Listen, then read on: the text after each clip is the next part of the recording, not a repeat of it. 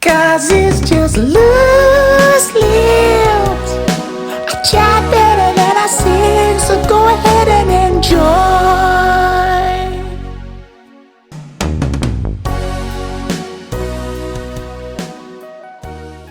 Just like, yeah, tidy up records and, I've got about 1,000 waiting to go to charity shop now. So it's just, as soon as they open, it's like, there you go. I'm sure there's people in this group like myself who will happily be like the recipient of. We'll be a communal charity shop right now. We'll all take a dib on like any vinyl that's going.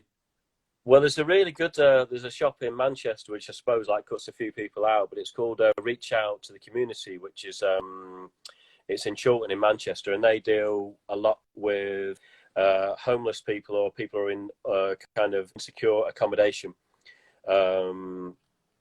And it's like, it's not like your kind of Oxfams where there's volunteers in the shops and people all over the world. It's literally, there's two girls, Steph and Becky, who work in the shop, and they do the outreach as well. And there's a few employees and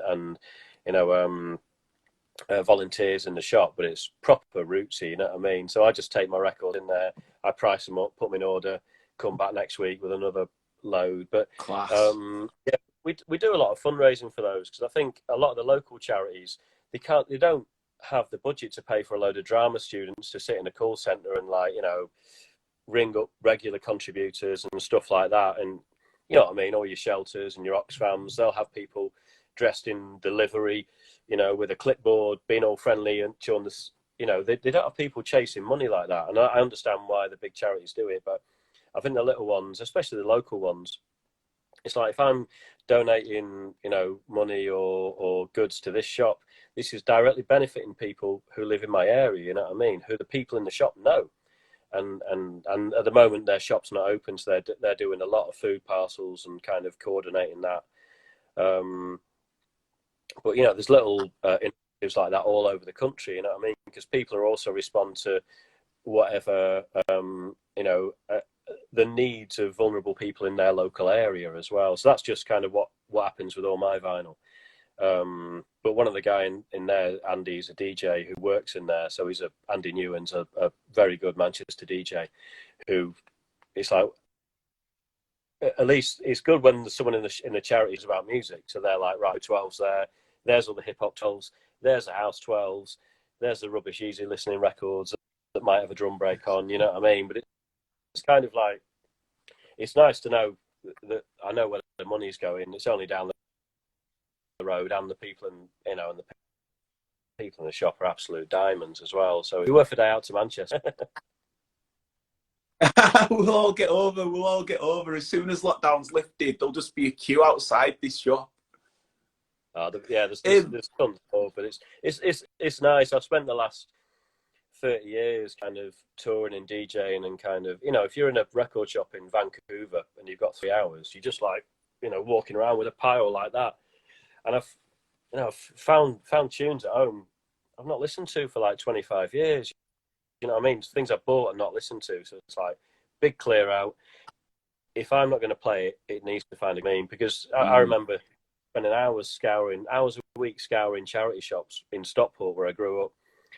And it teaches you about music, because it's like, this album's 50p, I'm going to buy it anyway, you know what I mean? So it's kind of like, I know there's a whole generation of people who are still going in charity shops, bargain hunting, buying music they don't know, that kind of thing. It's nice, rather than just to hold on to it almost like, look, I need the room, I don't need these records. These need, like, another home for people to enjoy them and to kind of go through them. And the thing is with charity shops as well, you can buy a tune for £1, you don't like it, next day take it back to the charity shop, you know what I mean, and then it's it's on its journey again. And for me that's a fascinating thing about vinyl. It's traveled. Half the records that I've bought second hand, I don't know the life they've had before they ended up on my shelf. In terms of, like, whether it's part of someone's collection, or the kind of love and the fascination and the searches that went into this music. People being obsessive, running to the record shop, buying a tune, getting it home. 10 years later, they might fall on hard times, or just decide that CDs are better. you know, and then that ends up in the second-hand shop. I buy it. It's like, where have you been before, before I met you, kind of thing. But it's, yeah, for me, you know, I mean, in one way, it's odd for music to be an object. You know what I mean? And you know, I suppose looking back in time as well, like music's only been an object for about the last 130 years, unless you count sheet music and music boxes. You know what I mean? Before that, it was just in the air. It had to be live.